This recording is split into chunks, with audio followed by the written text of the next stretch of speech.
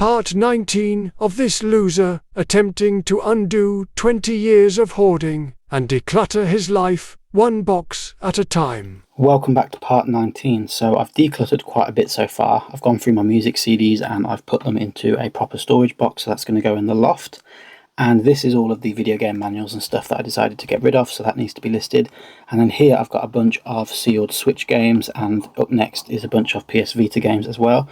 Now, I am a big video game collector and I love collecting games, I love playing games. I don't really get time to play much, but I do really enjoy video games. So these are what I would consider investments.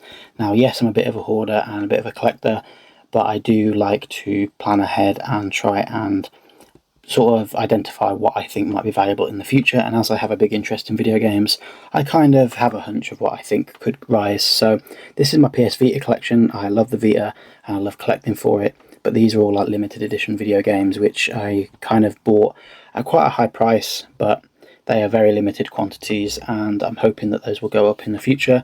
I've got some sealed Switch games here and I buy these sort of as cheap as possible or in the sale, or I buy 2 of the copies and I open one to play.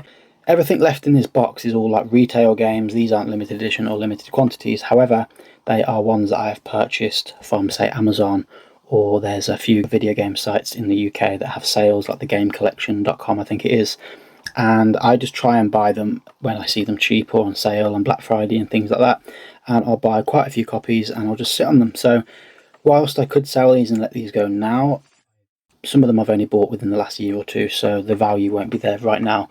So these are going into storage. I've bought nice big plastic boxes and I'm going to store them in the loft safely and securely so they don't go damp or the seals don't break or get damaged, or God forbid we have any rats or something, they don't get eaten. So those are all going to be stored away nicely.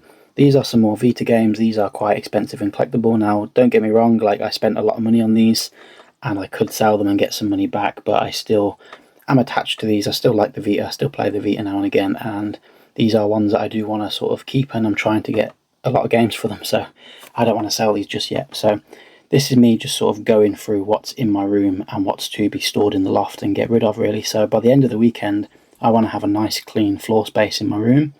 Once the room is clear, I'll then be going into the loft, tackling the loft, seeing what's up there that I can sell, and adding in the stuff that I want to keep and preserve nice and put that away safely.